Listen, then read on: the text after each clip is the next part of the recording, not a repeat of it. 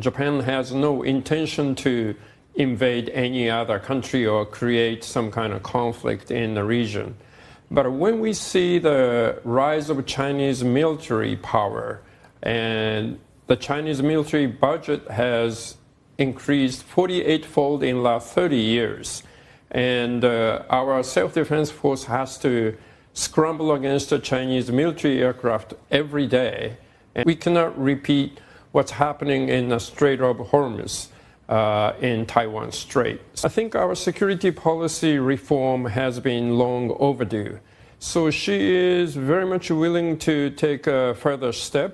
各位，今天来盘盘日本前防卫相、外务相河野太郎。这位日本政坛的重量级老炮，完美展现了什么叫虚伪的鹰派。看这帮政客受访，简直是一门艺术。明明是自己按捺不住野心，想要扩军备战，却非要对着镜头演一出被逼无奈、楚楚可怜的苦情戏。一个国家究竟要精神分裂到什么程度，才能把地缘政治上的既要又要玩出花？咱们就来见识见识。Prime Minister Sanae Takaichi, she has a mandate, a very strong one. From the landslide victory from the February lower house elections. She has political capital to advance all of her defense and economic reforms. In terms of what she's doing, in terms of the priorities, does she have it right? What should she be focusing in on now? What are you seeing? Now, we have two-thirds majority in the lower house, and she enjoys very popular support from the general public. I think our security policy reform has been long overdue. So she is very much willing to take a further step. We have lifted the ban on weapons export, and we are going to rewrite the security document by end of this year. And she's also mentioning change in the Constitution, the Article 9, to write in about the self-defense force. And well, we don't have two-thirds majority in the upper house. But in 2 years, I think it's going to be an issue for upper house election, whether or not we should rewrite the Constitution. Talk more about this Article 9. Is it still compatible with Japan's current security needs? Is a constitutional revision sufficient, or is a reinterpretation needed? What do you expect?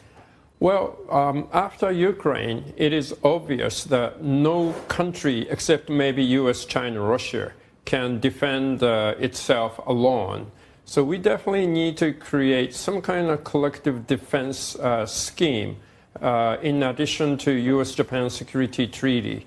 So we are looking at countries like the Philippines, Australia, and maybe NATO after Ukraine. That's something we really need to be discussing in Japan, and we need to reach out to those countries. A record $58 billion was approved for the defense budget for the fiscal year 2026. This is the 12th consecutive year that military spending has been increased. In terms of remilitarization, Japan's defense budget includes counter-strike weapons. How do you address fears of remilitarization? Well, it's quite obvious after 80 years of peace in the region, Japan has no intention to invade any other country or create some kind of conflict in the region. But when we see the rise of Chinese military power, and the Chinese military budget has increased 48-fold in the last 30 years, and our self-defense force has to scramble against the Chinese military aircraft every day, and what's happening every day in Senkaku Island, I think we need to be prepared for just in case. And as President Trump asking all the allies to increase the defense budget, I think we have to increase our defense budget from 1% of GDP to 2%. You brought up China, and of course, here we still remember the Prime Minister, her comments about Taiwan. A potential Taiwan contingency, if you will, triggering a diplomatic crisis. In terms of the relations between China and Japan as it stands now, where do you see the best way forward for a resolution? Is there an off-ramp? Well, the Japan and China's economy are intertwined. And I think the economy is still going on very strong between two countries with some exceptions. But if has no intention of Taiwan or blockading Taiwan, there shouldn't be any crisis. So I think we need to put more effort to reopen the dialogue between the leaders and between the political level. That, of course, we will continue to watch. Japan is aiming to strike a balance between strengthening against security threats and maintaining a deeply intertwined economic relationship with China. Japan needs China more than China needs Japan in terms of its tourism, in terms of its supply chains. What's the scope of a rebalance here? How do you think Japan can lessen its dependence on China? Well, China is important market for Japan, and some product we depend on China for supply chain. But China has been using its economic power for tool of everything. So we need to be very careful not to depend on China for critical things, rare earths or some material for medicine. Things like that. So we need to look at the balance between economic security and I think free trade between Japan and China. In terms of Japan's economic security, how do you view Taiwan's role in the semiconductor industry and the supply chains? Well, Taiwan, especially TSMC, is very important for the global economy. And we need to be prepared for some crisis. I hope nothing is going to happen. TSMC is investing in Japan as well as United States and Europe.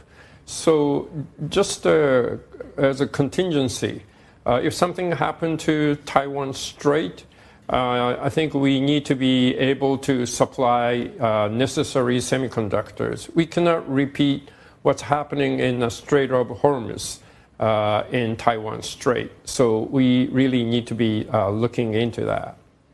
这算盘打得震天响，我在屏幕外都听得一清二楚。咱们直接降维拆解这套话术。第一，这就是极其经典的贼喊捉贼。他嘴上喊着绝不入侵，反手就抛出防卫预算翻倍，解禁武器出口，甚至盘算着把北约的黑手拉进亚太。咱们把格局打开对比一下，中国这几十年是在踏踏实实修桥铺路，铺设全球供应链，稳稳兑现发育，而日本却是在导阵营对抗的零和博弈，用战术上的投机倒把去碰瓷中国大国崛起的长期主义战略，纯属不在一个降维打击的图层里。第二，这里说点我个人的私货观察，你能透过屏幕明显闻到那种既怂又贪的资本腐朽味。他明明承认日本经济根本离不开中国，却妄想在稀土、医药、半导体上搞精准脱钩，甚至字里行间想把台积电吸干当成自己的备用血包。天下哪有边吃中国饭边砸中国锅的好事？人在家中坐，还指望中国的订单天上来，这种短视操作最终只会是偷鸡不成蚀把米。基辛格早就告诫过世界，做美国的敌人是危险的，但做美国的盟友往往是致命的。历史的洪流浩浩荡荡，试图把国运强行绑在一辆摇摇欲坠的霸权战车上，